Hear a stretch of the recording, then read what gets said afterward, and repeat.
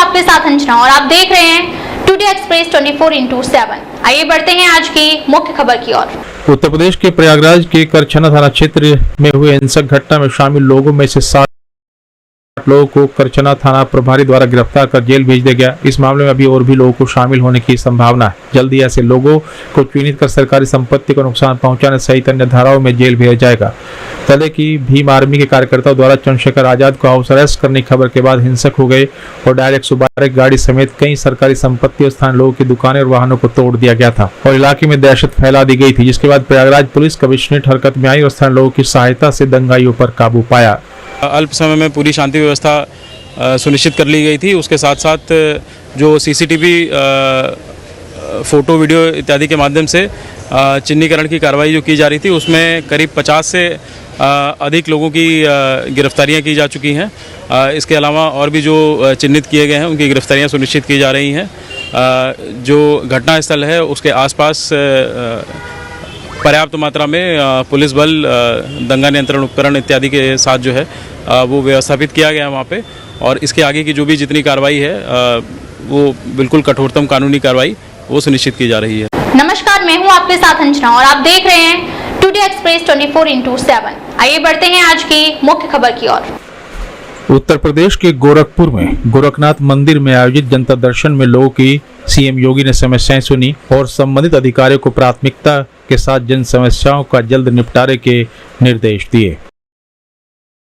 नमस्कार, मैं हूं आपके साथ अंजना और आप देख रहे हैं टुडे एक्सप्रेस 24/7। आइए बढ़ते हैं आज की मुख्य खबर की ओर। समाजवादी पार्टी के प्रमुख अखिलेश यादव का जन्मदिन धूमधाम से मनाया गया। समाजवादी पार्टी अध्यक्ष अखिलेश यादव के जन्मदिन को लेकर पार्टी कार्यालय में कार्यकर्ता जुटे, जहां ढोल नगाड़ों के साथ धूमधाम से उनका जन्मदिन मनाया गया। सपा कार्यालय पर भंडारे और अन्य कार्यक्रमों की तैयारी की गई, आयोजन किया गया।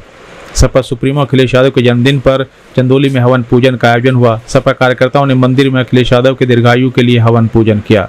अखिलेश यादव की तस्वीर को टीका लगाकर मिठाई खिलाकर जन्मदिन की शुभकामनाएं दी। अखिलेश यादव के दीर्घायु होने के लिए मंदिर में जयकारे लगाए गए। साथ ही विधिवत मंत्रोच्चार के साथ अखिलेश यादव के दीर्घायु के लिए हवन पूजन संपन्न किया गया। पीडीए के मसीहा पिछड़े दलित की उम्मीद अखिलेश यादव को जन्मदिन की सभी ने शुभकामनाएं दी। पीडीयू नगर के घोंघारी बाबा मंदिर में समाजवादी पार्टी के कार्यकर्ताओं ने पूजन हवन किया। हम लोगों ने आज मंदिर परिषद में उत्तर प्रदेश के उम्मीद, पीडीए के नायक माननीय श्री अखिलेश यादव जी के जन्मदिन के अवसर पे हम सब लोगों ने उनके दीर्घायु की कामना किए हैं कि ईश्वर उनको दीर्घायु करे, जिससे हिंदुस्तान के नौजवानों के, किसानों की आवाज़ बन करके वो अपनी दीर्घायु हो करके देश का भविष्य को मजबूत करने का काम करे। चूँकि आज देश में जो हालातें चल रही हैं, कहीं न कहीं हिंदुस्तान को और नौजवानों को, किसानों को समाजवादी पार्टी और माननीय अखिलेश यादव जी से उम्मीद है। इसीलिए हम सब लोगों ने आज उनके जन्मदिन के अवसर पे ईश्वर से प्रार्थना किए हैं कि ईश्वर उनको दीर्घायु बनाए, उनको हिम्मत दे, ताकत दे, ताकि देश के अखंडता, एकता में वो खड़े रहें। नमस्कार, मैं हूं आपके साथ अंजना और आप देख रहे हैं टुडे एक्सप्रेस 24/7। आइए बढ़ते हैं आज की मुख्य खबर की ओर। उत्तर प्रदेश के जिला गौतम बुद्ध नगर में एक शख्स 10-12 साल से न्याय की तलाश में घूम रहा है, जहां उसकी आवाज़ सुनने वाला कोई नहीं, ना ही कोई कार्रवाई की जा रही है। दरअसल थाना दनकोर के अच्छेजा गांव की जहां एक व्यक्ति जिसकी चप्पल तक घिस गई, प्रशासन के चक्कर लगाते लगाते, लेकिन प्रशासन ने कोई भी उसकी बात नहीं सुनी। उसको आज तक न्याय मिला। अच्छेजा में इस बूढ़े आदमी की ज़मीन पर कब्जा कर लिया गया। दबंग जान से मारने की धमकी देते हैं, लेकिन इस बुजुर्ग आदमी की फरियाद कोई सुनने वाला नहीं है। दरअसल इसका नाम है छोटन, जो लगातार प्रशासन के चक्कर लगा रहा है और प्रशासन लगातार भरोसा दे रहा है, लेकिन न्याय कब मिलेगा ये बड़ा सवाल है। जमीन का मामला हमारा 2014 चक्कर ही लगा रहे हैं, कोई सुनवाई नहीं है हमारी तरफ। अच्छे जबरदस्त दनकोर कब्जा वहाँ के लोग हैं, कौन सा लॉन्ग तो वाई में लिख रहे हैं, कागज में रिपोर्ट में लिख रहे हैं। उन्होंने हमारी जमीन को कब्जे कर रखा है। नमस्कार, मैं हूं आपके साथ अंजना और आप देख रहे हैं टुडे एक्सप्रेस 24/7। आइए बढ़ते हैं आज की मुख्य खबर की ओर। उत्तर प्रदेश के बाराबंकी में लगातार हो रही बारिश के चलते करीब 2.5 लाख क्यूसेक पानी छोड़े जाने से उफनाई सरयू नदी का तेजी से जलस्तर बढ़ रहा है। सरयू नदी के जलस्तर की चेतावनी लेवल को पार कर गई है। तेजी से बढ़ रहे जलस्तर के से सरयू नदी के किनारे बसे गांव में लोग भयभीत है। सरयू नदी के जलस्तर बढ़ने से खेतों में तेजी से कटान हो रहा है। सरयू नदी में कृषि योग्य भूमि समा रही। कटान रोकने के नाम पर बाढ़खंड की जो बुगरीज थ्योरी सामने आई, जहाँ कटान हो रहा है वहाँ बाढ़खंड विभाग द्वारा कटान रोकने के लिए कोई कार्य नहीं कराया जा रहा है और यह कटान को लेकर गंभीर नजर नहीं आ रहे। कटान रोकने के लिए परफ्यूपाइन डाले जा रहे हैं। मामला तहसील सिरोली गोसपुर के क्षेत्र के तहत सनावा गांव का है। नदी बहुत तेज से बढ़ रही है और कटान लाग है, खेत पास सब कटे जा रहे हैं। तो घरों पर दिक्कत हो जाए। तो कब से समस्या है? कब से कटान कब से हो रही है ये? अब परसों से साहब कटान शुरू है, परसों से नदी बढ़ रही है। अभी आ रही है पानी बाढ़ जाए दिक्कत है हमको, सब बांध भर का भाग पड़त है। हाँ, बंधा रहा जाए, पानी बाढ़ ज्यादा हो जाते हैं, भर जाते हैं द्वारे, बंधा भर का भाग जावा जाता है, बंधा रहा जाता है। पानी ये कब से बढ़ रहा है? पानी तो बढ़ रहा है रोज मतलब कल से पानी ज्यादा बढ़ा है और तो कम बढ़ रहा पानी, कल से पानी ज्यादा बढ़ा है। घर कटे और घर दातिन पर हमारा एकदम से मेन मौके पर। नमस्कार, मैं हूं आपके साथ अंजना और आप देख रहे हैं टुडे एक्सप्रेस 24/7। आइए बढ़ते हैं आज की मुख्य खबर की ओर। उत्तर प्रदेश के बाराबंकी में सफदरजंग रेलवे स्टेशन मास्टर ने रसोली और सफदरजंग स्टेशन के बीच ट्रेन की डिरेल होने की सूचना दी। बरेली से बनारस जा रही ट्रेन के डिरेल होने के बाद कई लोगों के घायल होने की सूचना दी। सूचना मिलते पुलिस के अधिकारी, रेलवे विभाग, फायर ब्रिगेड के अधिकारी, प्रशासनिक अधिकारी और घटना स्थल पर बाकी अधिकारी पहुंचे। कुछ समय में एएसपी दिनेश कुमार जैदपुर और सफदरजंग कोतवाली पुलिस फोर्स के साथ पहुंचे। मौके पर सभी ने राहत की सांस ली क्योंकि सूचना तो कोई दुर्घटना नहीं बल्कि डीआरएम की संतुति पर रेलवे विभाग द्वारा किया गया मॉक ड्रिल था। रेलवे विभाग द्वारा देर रात किए गए इस मॉक ड्रिल के चलते ट्रेन को करीब 1 घंटे से अधिक रोककर आगे के लिए रवाना किया गया। नमस्कार, मैं हूं आपके साथ अंजना और आप देख रहे हैं टुडे एक्सप्रेस 24/7। आइए बढ़ते हैं आज की मुख्य खबर की ओर। उत्तर प्रदेश के चंदौली में नाबालिग से छेड़छाड़ का मामला सामने आया। घर में चारपाई पर सो रही 10 वर्षीय नाबालिग से गांव के व्यक्ति ने छेड़छाड़ की। लोगों के अनुसार पहले भी ऐसी घटनाओं को अंजाम दे चुके आरोपी पीड़िता के परिजनों ने बलुआ पुलिस पर उचित कार्रवाई न करने का आरोप लगाया। आक्रोशित पीड़िता सहित ग्रामीणों ने एसपी को प्रार्थना पत्र देकर न्याय की गुहार लगाई है। मामला ये है कि हमारे गांव के जो भाई थे, बगल वाले थे, वो लड़की के साथ छेड़खानी किए। उनके माता पिता नहीं है, मम्मी नहीं है, पापा है और पापा रात को नहीं थे, कोई नहीं था, लड़कियां 2 थी, उनके साथ छेड़खानी हुई है और 2 बार हुआ है। एक पहले बार हो चुका था, लड़की को धमकाया गया था कि दोबारा बोलेगी तो हम तेरे को मार देंगे और दोबारा हुआ है ये बात।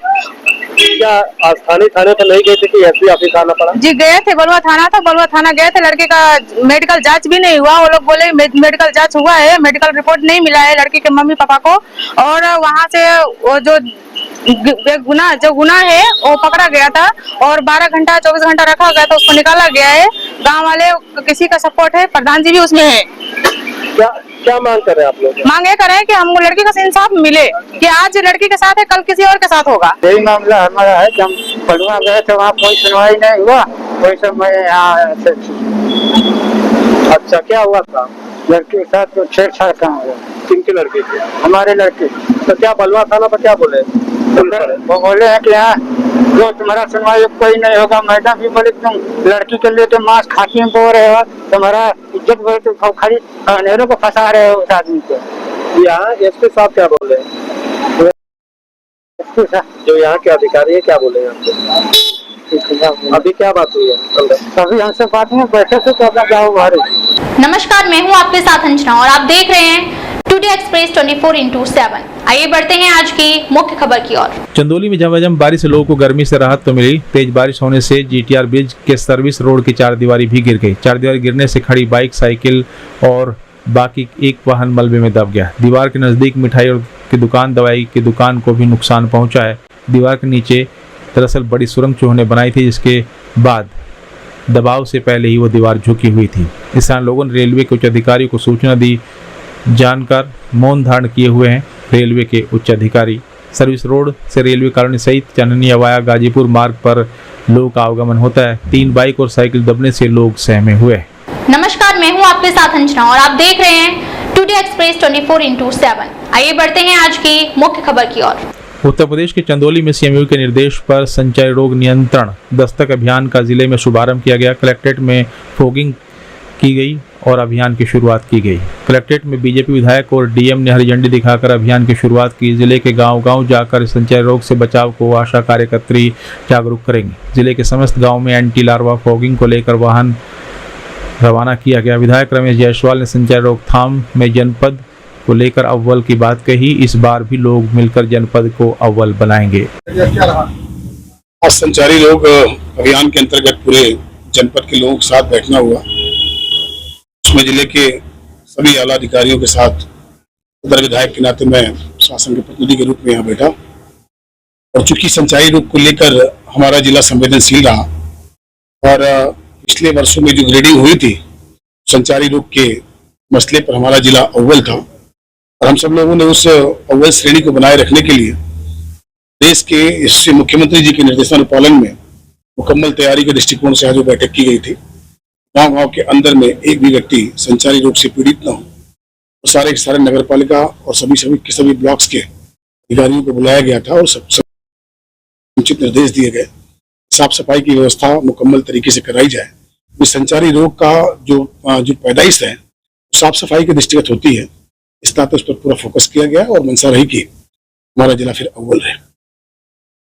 संचारी रोग अभियान चल रहा था, गाँव की हालत बहुत, जो डिफॉगिंग मशीन खरीदी गई वो खराब हो गई, वो कूड़े उठाने वाली गाड़ियां थी वो खराब।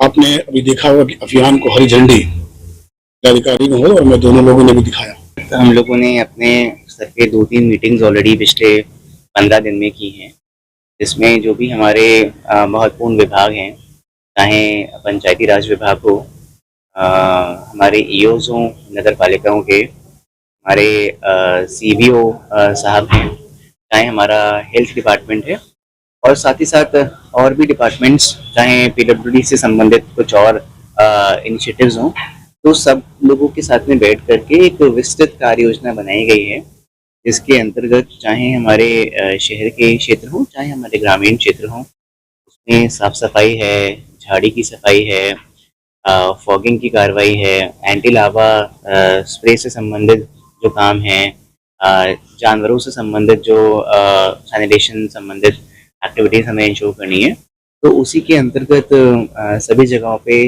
हम लोग ये इंश्योर करेंगे कि संचारी रोग का ये जो अभियान चल रहा है इसमें सभी विभाग अपने कर्तव्यों का पूरा निर्वहन करें, ताकि बारिश के बाद जो कम्युनिकेबल डिजीज़ की समस्या उत्पन्न हो सकती है, चाहे वो डेंगू मलेरिया के फॉर्म में हो या और समस्याएं हों, उसके लिए हम लोग पहले से प्रॉपर्ली प्रिपेयर्ड रहें और ऐसी कोई समस्या ना उत्पन्न हो।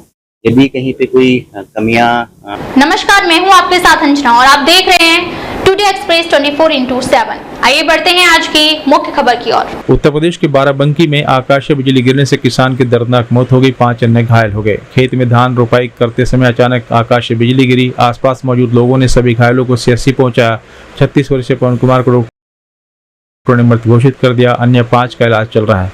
घटना की सूचना मिलते ही मौके पर पहुंचे एसडीएम कार्तिकेय सिंह और तहसीलदार एसडीएम ने घायलों से मुलाकात कर हर संभव मदद का आश्वासन दिया है। नमस्कार, मैं हूं आपके साथ अंजना और आप देख रहे हैं टुडे एक्सप्रेस 24/7। आइए बढ़ते हैं आज की मुख्य खबर की ओर।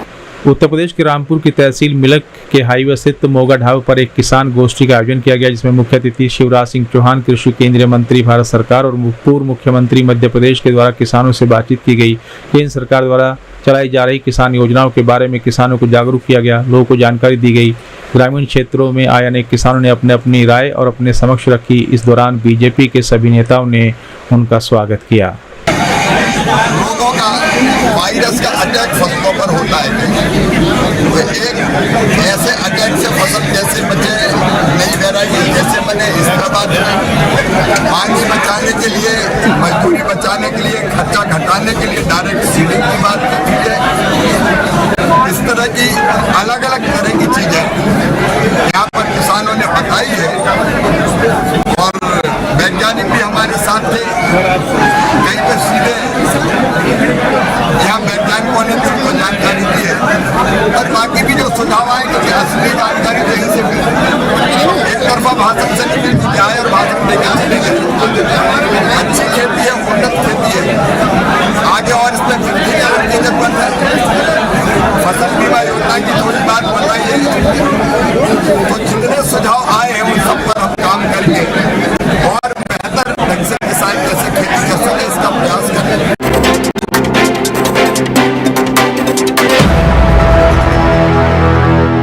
नमस्कार, मैं हूं आपके साथ अंजना और आप देख रहे हैं टुडे एक्सप्रेस 24/7। आइए बढ़ते हैं आज की मुख्य खबर की ओर। गुरुग्राम में 30 जून 2025 को ऋतु डांस एंड फिटनेस एकेडमी ने